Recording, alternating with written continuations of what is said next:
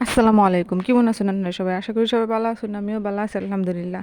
তো আজকে মিষ্টি আলু দিয়ে একটা রেসিপি বানাইলাম। রেসিপির নাম কি আমি নিজেও জানি না, মনের ভিতরে যা আইছে তাই দিয়ে আমি এই নাস্তাটা বানাইছি। তো নামটা আপনারাই করে দিন যে। তো প্রথমে মিষ্টি আলুটারে ভালো করে সিদ্ধ কইরা কষলা লইলাম। তারপরে এটার মধ্যে আমি একে একে সব উপকরণ দিয়ে দিম। তো এটার মধ্যে আমি পরিমাণ মতো কিছু ময়দা দিয়ে নিছি, আর হচ্ছে স্বাদ মতো লবণ দিছি। লবণ দিয়া পরে হয়েছে আমি সব রকমের মশলা দিয়ে দিম একটু একটু। এরা হচ্ছে ধনিয়ার গুঁড়া, তারপরে হয়েছে মরিচের গুঁড়া, আর হয়েছে হলুদের গুঁড়া, সব একলগে দিয়া, আর হয়েছে কাল্লা জিরা দিয়া।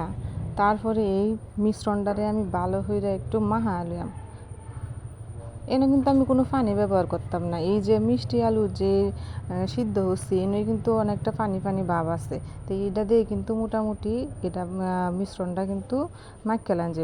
আর এনে আমি একটা ডিম দেওয়া লইছি, ডিম দিয়ে ভালো হইরা আমি এটারে একটু ভালো হইরা আরও একটু মিশায়া লইলাম। আর একটু ময়দা কম পড়ছিন, আবার একটু ময়দা দেওয়া লইলাম।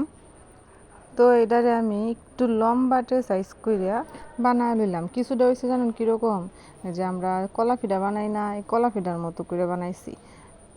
আমার যেরকম ভাল লাগছে আমি এরকম করে বানাইছি। তারপরে এবার বানায়া তারপরে হয়েছে এই ডিমটার মধ্যে একটু ডুবায় লইছি, ডুবায় এটা ভালো হয়ে একটু চুবায় টুবায় লইয়া তারপরে একটু ব্রেড গ্রামের মধ্যে আবার গড়ায় লইছি। তো এই বাহিরে আমি কিন্তু সবটি বানায় আলছি, একটার পর একটা দিয়ে দিয়ে আমি সবটি বানায় লইলাম।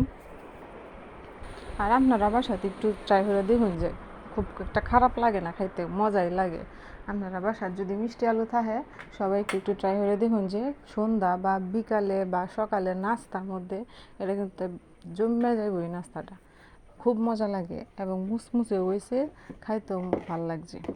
তো আমি সবটি বানাই আইন করার মধ্যে তেল দিয়ে লইছি, ডুবা তেলে ভাজবাম। তো ডুবা তেলের মতো আমি তেল দিয়ে তেলটা গরম কইরা তারপরে সবটি নাস্তা আমি দিয়ে আলছি, দিয়ে এটিতে সবটির আমি বাজ্যে লইছি। ওখান সবাই মিলে বইয়া খায়াম।